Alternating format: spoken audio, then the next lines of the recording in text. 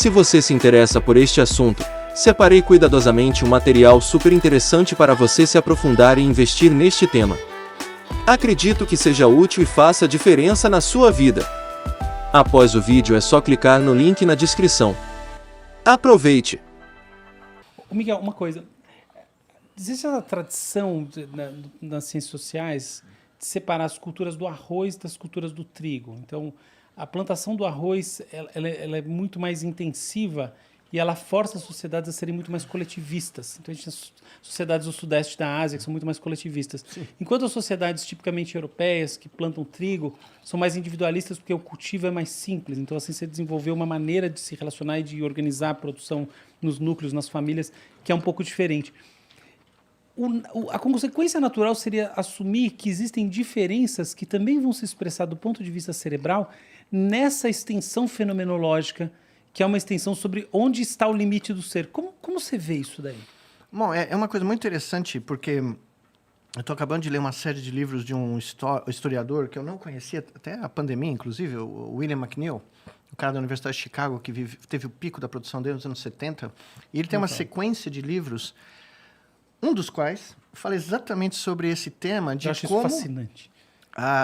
Nós só existimos, nós só estamos aqui usando microfones, usando telefone celular, né, essas tecnologias, porque alguém no Neolítico descobriu como fazer agricultura e, num certo momento, na Mesopotâmia, no Egito, na Índia, na China, um excedente de produção deu margem para que alguém coletasse isso, não só para comer, mas para vender, e gerasse uma mais-valia que foi aplicada para quê? Para construir pirâmides, para construir templos e para construir tecnologias que ampliassem esse poder e voltassem lá para aumentar a produção de comida. Ou seja, tudo que nós estamos tocando, usando nesse momento, vem porque os nossos antepassados descobriram, por exemplo, na China, que era o rendimento calórico e o output de produção de arroz era muito maior do que as coisas que eles plantavam antes de descobrir como plantar arroz em alagados.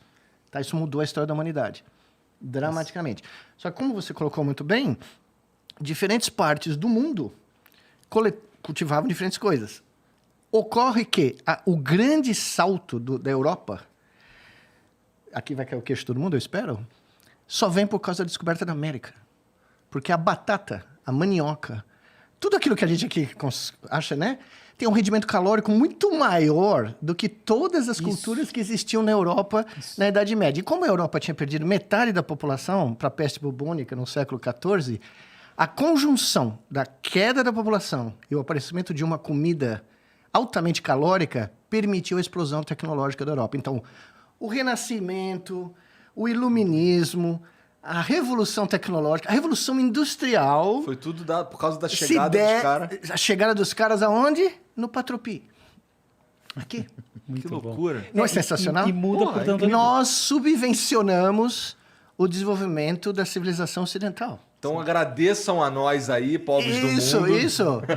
Quando a gente fala, né, quando a gente ouve discursos que hoje são muito comuns, né, ridicularizando a maneira como os nossos índios vivem da pré-história, né, numa conexão com a natureza muito mais saudável do que a nossa. Muito mais. Esses caras revolucionaram o desenvolvimento europeu. Sim. Porque foi foi o transporte, a exportação das culturas das Américas, o milho, né? Que esses caras, maíz, né, que eles chamam, mas é o milho, batata, batata doce, todas essas coisas que a gente conhece, né, trivialmente, mandioca português. Isso gerou o excedente alimentar, energético e monetário que permitiu a Europa ser quem ela é.